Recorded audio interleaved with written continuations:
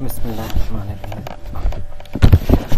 आज हम एडीसी जो हमने स्टार्ट किया था पिछले वीक में, और उसमें हमने 2 टाइप्स कवर की थी जिनकी मैंने आपको कल के लेक्चर में रिवीजन भी करवाई थी। तो 3 टोटल टाइप्स मैंने मेंशन की थी लेक्चर में, उसमें से 2 टाइप्स जो हैं वो हम कवर कर चुके हैं ऑलरेडी, और थर्ड जो टाइप है उसको आज हम डिस्कस करेंगे। ठीक है, थर्ड जो टाइप है, अब अगेन मैंने कल का जो लेक्चर है उसमें भी आपको बताया था कि जो फ्लैश टाइप एडीसी है बेसिकली वो एक ऐसा एडीसी है जो मल्टीपल कंपैरेटर्स जो है वो यूटिलाइज करता है। जो कल हमने सर्किट डिस्कस किया था काउंटर टाइप, वो भी एक ही कंपैरेटर यूज़ करता है, लेकिन उसमें कंपैरेटर के साथ जो है वो आपके पास एक काउंटर सर्किट भी रिक्वायर्ड था और एक डैक सर्किट भी रिक्वायर्ड था। ये जो सर्किट है जो आपको यहाँ स्क्रीन पे नज़र आ रहा है, ये भी अगर हार्डवेयर में हम इसे कंपेयर करें तो ये हार्डवेयर में ऑलमोस्ट उसी तरह से है जिस तरह से काउंटर बेस्ड एडीसी था। अगर आप देखें तो 2 जो इसमें कंपोनेंट्स हैं वो तो एग्जैक्टली आइडेंटिकल हैं उस पर्टिकुलर केस के साथ, जो कि कंपैरेटर और डैक हैं। ठीक है, जो काउंटर है वो आपके पास रिप्लेस हो गया यहाँ पे SAR सेल्फ अप्रॉक्सीमेशन रजिस्टर से। तो क्योंकि इसमें ये एक hardware component self approximation register है, तो इसी हार्डवेयर कंपोनेंट की बेस पे इस पर्टिकुलर कॉन्फ़िगरेशन का नाम भी यही है कि this configuration is known as successive approximation type ADC. अब ये जो आपको यहाँ 4 मॉड्यूल्स नज़र आ रहे हैं, एक कंपैरेटर है, एक डिजिटल टू एनालॉग कन्वर्टर है, एक सार है, अब मैं इसको सार बोलूँगा इन शॉर्ट, और एक लॉजिकल सर्किटरी है। ये जो बेसिकली लॉजिकल सर्किटरी है ये इस सार का पार्ट ही है। तो इन एक सिंपल रजिस्टर और इस लॉजिकल सर्किटरी को अगर कंबाइन कर दें तो आपके पास टोटल जो है वो सार का मॉड्यूल बनता है। यानी एक सिंपल रजिस्टर और उसके साथ कुछ लॉजिकल सर्किटरी हम एम्बेड कर देते हैं तो वो सेल्फ अप्रॉक्सीमेशन रजिस्टर बन जाता है। ठीक है, जो सेल्फ अप्रॉक्सीमेशन रजिस्टर है बेसिकली वो काम कैसे करता है? बेसिकली वो काम ऐसे करेगा कि उस की वर्किंग डिपेंडेंट होगी जो उसे इनपुट मिल रही है कंपैरेटर से उसके ऊपर। ठीक है, थोड़ा सा मैं इसको और शॉर्ट कर देता हूँ जूम आउट करके। अब अगर आप देखें तो स्टेप नंबर 1 जो सेल्फ अप्रॉक्सीमेशन रजिस्टर है, जो आपका successive approximation register. Successive approximation register का क्या मतलब है कि इसमें मल्टीपल स्टेप्स इन्वॉल्व होंगे। सक्सेसिव स्टेप्स का मतलब है कि एक से ज़्यादा स्टेप्स इसमें आएंगे। तो स्टेप नंबर 1 ये होगा कि जो आपका सार है उसकी जो MSB है वो सेट हो जाएगी 1 के ऊपर। ठीक है, ये इनिशियली होगा। जैसे कल हमने देखा था कि काउंटर जो है वो इनिशियली क्या होता है, काउंटर आपके पास क्या हो जाता है, रीसेट हो जाता है। ठीक है, यही था ना कि काउंटर रीसेट हो जाता है तो उसका सारा कंटेंट बाइनरी 0 के इक्विवेलेंट होता है। तो यहाँ पे जो सार है इसका इनिशियल स्टेप ये है कि इसमें MSB 1 होगी और बाकी तमाम जो बिट्स हैं वो 0 होंगी। ये 4 बिट का सार यहाँ पे ड्रॉ हुआ है, और इधर से ही हम आउटपुट भी लेंगे। जिस तरह कल हमने काउंटर से आउटपुट ली थी, यहाँ हम सार से आउटपुट लेंगे। तो ये D0, D1, D2, D3 ये 4 बिट का आपका आउटपुट होगा। अब आउटपुट कब स्टेबलाइज होगा ये हमने देखना है। अच्छा, स्टेप नंबर 1 में ये है कि सार जो है वो इनिशलाइज हो गया, उसकी MSB जो है वो 1 होगी, बाकी कंटेंट उसका 0 है। अब सार का जो ऑपरेशन है वो डिपेंड करेगा कि सार को यहाँ से ये कंपैरेटर क्या आउटपुट दे रहा है। ठीक है, और कंपैरेटर का आउटपुट क्या हो सकता है, या तो हाई हो सकता है या लो हो सकता है, या आप ये कह सकते हैं कि 1 हो सकता है या 0 हो सकता है। ठीक है, क्योंकि ये डिजिटल आउटपुट देता है। तो अगर आपके पास पहला केस ये है कि इफ़ अब यहाँ पर जो डैक का आउटपुट है जो कंपैरेटर का इन्वर्टिंग टर्मिनल पे जा रहा है, इसको हमने V रेफरेंस का है, और जो हमारा इनपुट सिग्नल है Vin, जो हमारा एनालॉग सिग्नल है जिसको हम कन्वर्ट करना चाह रहे हैं, वो हमने नॉन इन्वर्टिंग टर्मिनल पे दिया है। सो दिस मीन्स ये जो कंपैरेटर है हमारे पास बेसिकली ये कंपैरेटर नॉन इन्वर्टिंग कंपैरेटर है। तो अब इस कंपैरेटर का आउटपुट या तो हाई होगा या 0 होगा।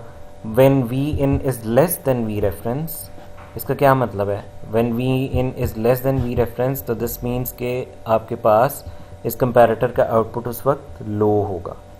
तो जब इसका आउटपुट लो होगा तो दिस मीन्स यहाँ से लो आउटपुट जो है वो इस लॉजिकल सर्किटरी को मिलेगी। तो अब सार क्या करेगा? Reset the previously set bit and set the next bit. ठीक है, प्रीवियसली सेट बिट कौन सी है? MSB है। तो वो क्या करेगा? इस MSB को रीसेट कर देगा। रीसेट का क्या मतलब होता है? ज़ीरो कर देगा। And set the next bit, next bit ये वाली है तो इसको वो सेट कर देगा। तो यानी अगर आपका ये जो कंपैरेटर है इस लॉजिकल सर्किटरी को ज़ीरो सिग्नल देगा, और ये ज़ीरो सिग्नल किस वक्त दे रहा होगा? जब इसका वी इन वी रेफरेंस से कम होगा। तो दिस मीन्स उस वक्त ये लॉजिकल सर्किटरी क्या करेगी? ये लॉजिकल सर्किटरी जो सार के कंटेंट्स हैं उनको किस तरह अपडेट करेगी कि जो आपने प्रीवियसली सेट की थी बिट उसको कर देगी रीसेट या ज़ीरो।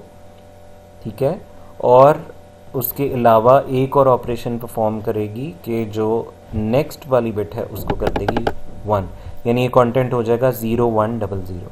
ये एक केस हो गया, या एक कंडीशन होगी, या एक सिचुएशन होगी। दूसरी सिचुएशन क्या हो सकती है? If V in is greater than V reference. When V in is greater than V reference this means अब इस कंपैरेटर का आउटपुट ट्रू है या 1 है। ठीक है, क्योंकि ये नॉन इन्वर्टिंग कंपैरेटर है।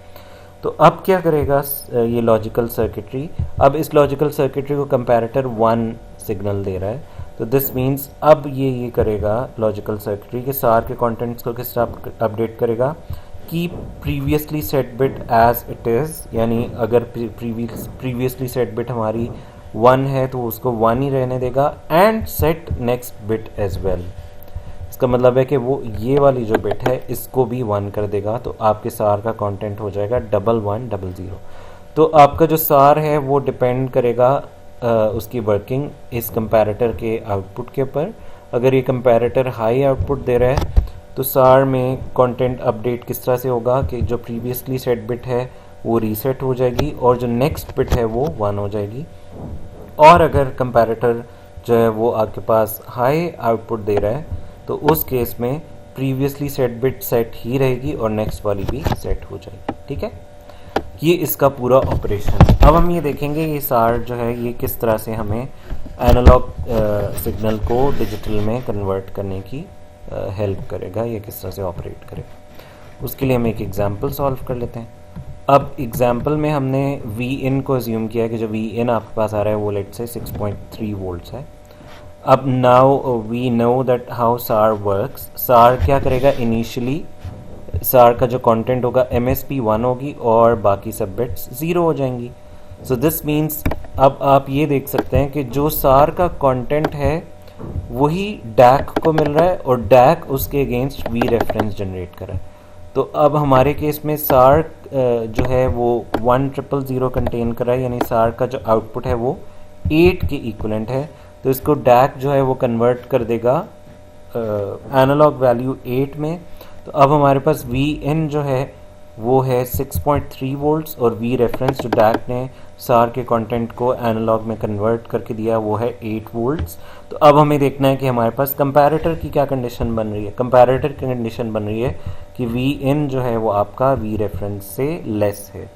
जब वी इन वी रेफरेंस से लेस है तो दिस मीन्स कंपैरेटर उस वक्त 0 आउटपुट जनरेट कर रहा है।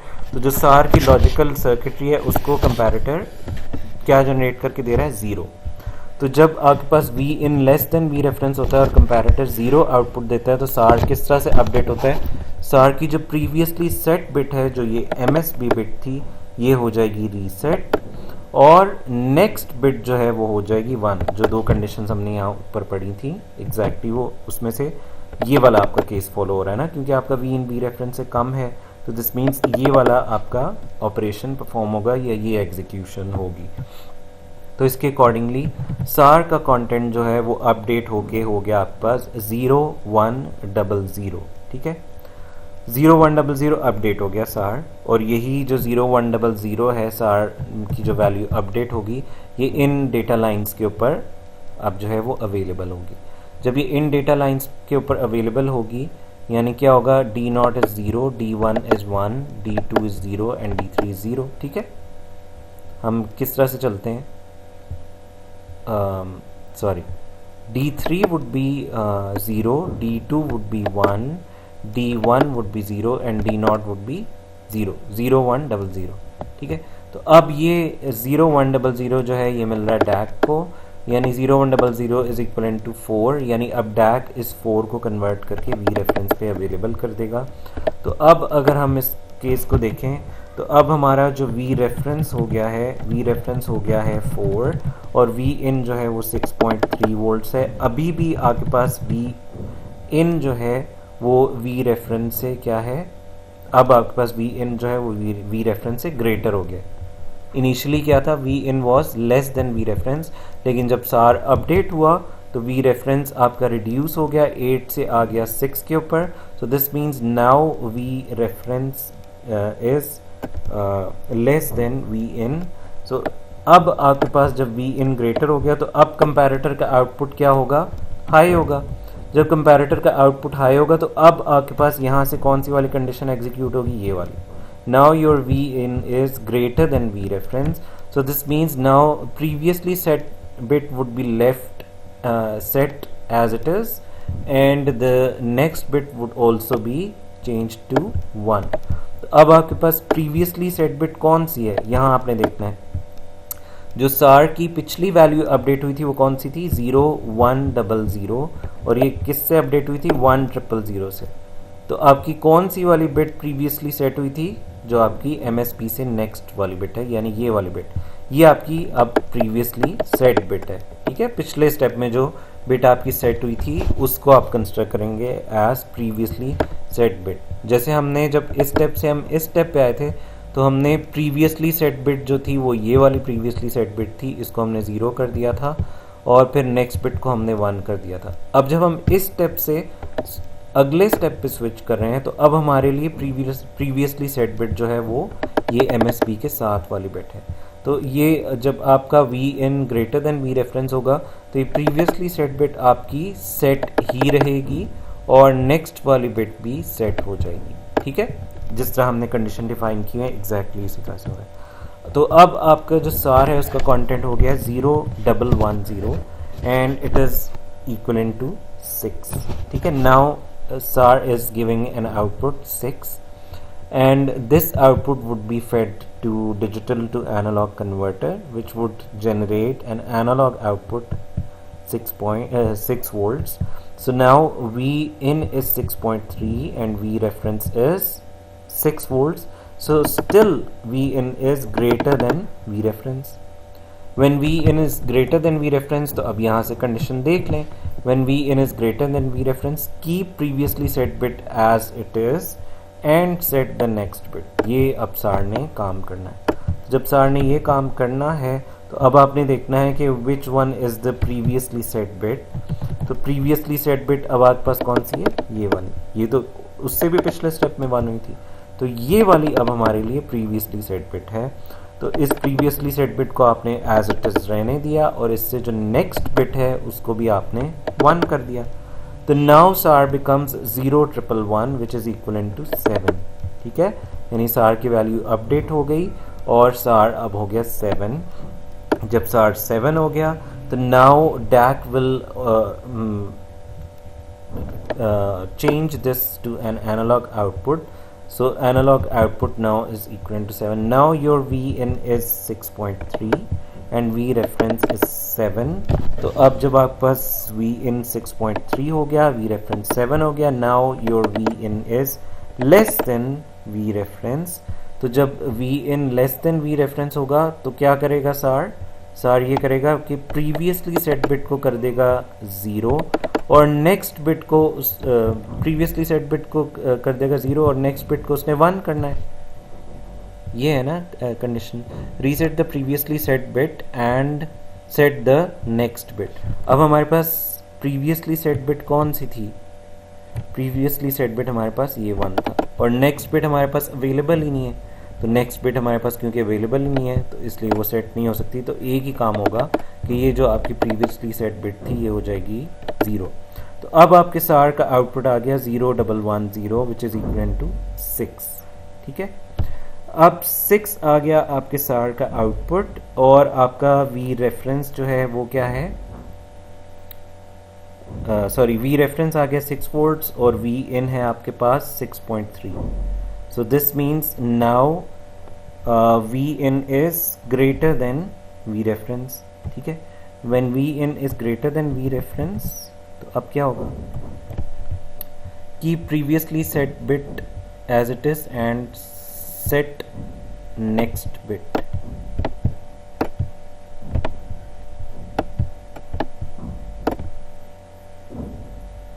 तो अब तो हमारे इस केस में प्रीवियसली सेट बिट कोई भी नहीं है, ऐसे ही है ना. इस स्टेप से जब हम इस स्टेप में आए थे तो हमने ये जो प्रीवियसली सेट बिट थी इसको कर दिया था रीसेट, और हमारे पास नेक्स्ट बिट अवेलेबल नहीं थी जिसको हम सेट कर सकें. ठीक है, अब जब हम यहाँ आ गए तो अब इस केस में हमारा वी इन जो है वो है 6.3 और वी रेफरेंस है 6. Now V in is greater than V reference, तो उसके अकॉर्डिंगली अब जो कंडीशन एग्जीक्यूट होनी चाहिए वो ये एग्जीक्यूट होनी चाहिए कि reset the previously set bit and next क्या था, सेट द नेक्स्ट बिट. तो अब हमारे पास क्योंकि प्रीवियसली सेट बिट अवेलेबल ही नहीं है, वो हमारे पास ज़ीरो है, वो ऑलरेडी ज़ीरो है, तो वो दोबारा रीसेट हो जाएगी. रीसेट होके वो ज़ीरो ही रहेगी और नेक्स्ट बिट हमारे पास मौजूद ही नहीं है जिसको रीसेट किया जा सके. सो दिस मीन्स अब सार जो है वो यहाँ पर स्टक हो जाएगा या स्टॉप हो जाएगा, इससे आगे वो मूव नहीं करेगा. तो अब जो सार का आउटपुट है 6 वही आपको एज इट इज आउटपुट में मिल जाएगा. तो यानी 6.3 अप्रॉक्सीमेट होके जो 6.3 आपका इनपुट सिग्नल था वो अप्रॉक्सीमेट होके आपको 6 वोल्ट्स मिलेगा, यानी थोड़ी सी अप्रॉक्सीमेशन होगी या राउंड ऑफ आपको आउटपुट मिलेगी. ठीक है, यानी 0110 आपको आउटपुट में मिल रही होगी. तो इस चीज़ को अंडरस्टैंड करने की ज़रूरत है कि आपके पास पीछे भी इस केस में भी सार जो है वो 6 के ऊपर आया था और वी इन आपका 6.3 था और वी आउट जो सार का आउटपुट आ रहा था दैट वाज 6. लेकिन यहाँ सार स्टॉप नहीं हुआ था. यहाँ सार स्टॉप क्यों नहीं हुआ था, क्योंकि इस पर्टिकुलर केस में आपका वी इन जो है वो ग्रेटर देन वी रेफरेंस हुआ था. तो अब आपके पास जो है वो जब V in greater than V reference हो जाता है तो कौन सी कंडीशन फॉलो होती है, when v in is greater than v reference, keep previously bit set bit as it is and set the next bit. तो अब इस केस में हमारे पास ऑप्शन थी, इसमें ऑप्शन हमारे पास ये थी कि जो हमारी प्रीवियसली सेट बिट थी इस स्टेप से अगर आप इस स्टेप में देखें तो ये हमारी प्रीवियसली सेट बिट मौजूद थी, तो इसको हमने एज इट इज़ रहने दिया था और नेक्स्ट बिट को हमने 0 से 1 कर दिया था. तो यानी हमारे पास ऑप्शन थी, या सार के पास एडजस्टमेंट करने की ऑप्शन थी, इसलिए उसका ऑपरेशन कंटिन्यू रहा. लेकिन जब आप यहाँ इस स्टेप पे आए हैं तो इस पर्टिकुलर केस में आपका V in less than V reference हुआ है. जब V in less than V reference होता है तो कौन सी कंडीशन फॉलो होती है, when V in becomes less than V reference तो आपके पास आता है reset the previously set bit and set the next bit. अब हमारे पास इस पर्टिकुलर केस में जब आप यहाँ से यहाँ आए हैं तो आपके पास जो है प्रीवियसली सेट बिट कोई भी नहीं है, तो इसलिए आपके पास यहाँ से यहाँ जब आप मूव हुए थे तो आपके पास प्रीवियसली सेट बिट कोई भी नहीं थी.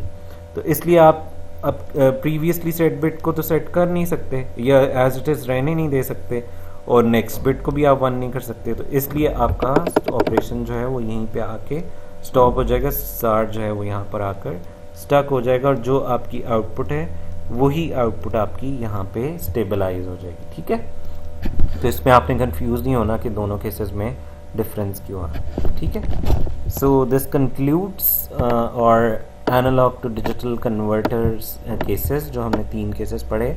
अब इस पर्टिकुलर केस में भी अगर आप देखें तो इसका हार्डवेयर पिछला जो काउंटर बेस्ड सर्किट था उसी जितना है तकरीबन. ठीक है, लेकिन यहाँ पर भी आपके पास जो है वो मल्टीपल साइकिल्स रिक्वायर्ड हैं आउटपुट को स्टेबलाइज होने के लिए. जैसे यहाँ पे हमने देखा कि तकरीबन हमारे पास स्टेप 1 को अगर हम ना भी कंसिडर करें, क्योंकि स्टेप 1 जो है वो इन्वॉल्व करता है कि जो आपकी इनिशियल वैल्यू सार होल्ड कर रहा है उसको, तो फिर भी आपके पास फर्दर 3 स्टेप्स और रिक्वायर्ड हैं इस आउटपुट को स्टेबलाइज करने के लिए, या आप ये कह सकते हैं कि आपके मल्टीपल एडजस्टमेंट्स रिक्वायर्ड हैं, तो डिले इसमें भी होगा. तो इसका मतलब ये है कि अगर हम तीनों टाइप्स की कन्फिग्रेशंस यानी flash type configuration, counter based configuration and this successive adjustment register based configuration, इन तीनों को अगर कंपेयर करें तो इन तीनों में हार्डवेयर जो है वो फ्लैश टाइप में सबसे ज़्यादा था और बाकी इन दोनों स्ट्रक्चर्स में हार्डवेयर कंपैरेटिवली कम था। लेकिन जो सबसे फास्ट रिस्पांस देने वाली कॉन्फ़िगरेशंस थी या फास्ट रिज़ल्ट जनरेट करने वाली कॉन्फ़िगरेशन थी वो आपके पास फ्लैश टाइप थी। बाकी ये दोनों कॉन्फ़िगरेशंस जो हैं ये तकरीबन मोर और लेस एक ही जितना डिले जो है वो बीच में जनरेट करती हैं। ठीक है, सो दिस मीन्स अगर आपको कंपैरिजन करने को दे दिया जाए out of these three which configuration is the fastest, then the result और answer would be flash type configuration. और अगर आपको कहा जाए कि डिले को अगर हमारा जो है वो सिस्टम कंस्ट्रेंट नहीं है और आपने डिज़ाइन करना है तो फिर ये दोनों जो कॉन्फ़िगरेशंस हैं ये in terms of hardware utilization जो है यानी काउंटर बेस्ड कॉन्फ़िगरेशन और सार वाली जो कॉन्फ़िगरेशन है ये दोनों इन टर्म्स ऑफ हार्डवेयर जो है वो आपका जो पहला फ्लैश टाइप कॉन्फ़िगरेशन था उससे बेहतर है। ठीक है, so this concludes the lecture. बाकी जो भी अपडेट्स होंगी वो आपको ग्रुप पे मिलती रहेंगी। ग्रुप में ऑलरेडी पीडीएफ जो है वो क्रिएट जो है वो शेयर हो चुकी है तो वो आपसे वहाँ से देख सकते हैं। बाकी पीडीएफ जो हैं वो मैं इंशाल्लाह गूगल क्लासरूम के ऊपर भी अपडेट कर दूँगा, तो अगर कोई प्रीवियसली पीडीएफ किसी के पास मौजूद नहीं है तो वो वहाँ से डाउनलोड कर सकेगा। ठीक है, और इसके अलावा मोस्ट प्रॉब्ली जो है वो नेक्स्ट वीक में क्विज़ भी आपका होगा। क्विज़ किस तरह से होगा वो मैं फॉर्मुलेट करके प्रोसेस में मैं आपसे शेयर कर लूँगा वेल इन टाइम। आपको एटलीस्ट 2 या 3 दिन पहले बता दिया जाएगा क्विज़ का टाइम भी और मेथडोलॉजी। ठीक है, और इसी तरह से जो है जो इंटरेक्टिव सेशन है इस वीक के लेक्चर्स के ऊपर बेस्ड वो भी हम नेक्स्ट वीक में जो है वो सेटल करेंगे, जो जूम के ऊपर होगा मोस्ट प्रॉब्ली। तो आप सबके पास जो है वो जूम अवेलेबल होना चाहिए, आप सब जूम अपने पास इंस्टॉल कर लें। तो इंटरेक्टिव सेशन का टाइम आपको बता दिया जाएगा कि इस टाइम पे इंटरेक्टिव सेशन होगा और मीटिंग आईडी वगैरह जो है वो आपके ग्रुप पे शेयर कर दी जाएगी। तो जिन स्टूडेंट्स को इस वीक के लेक्चर्स के अंदर कोई इशू होगा वो उस इंटरेक्टिव सेशन या मीटिंग का पार्ट बन के और जो उनकी क्यूरी है वो पूछ सकते हैं, then I will reply them. ठीक है, so thank you very much, take care, अल्लाह ताला आप सबकी हिफाजत फरमाए।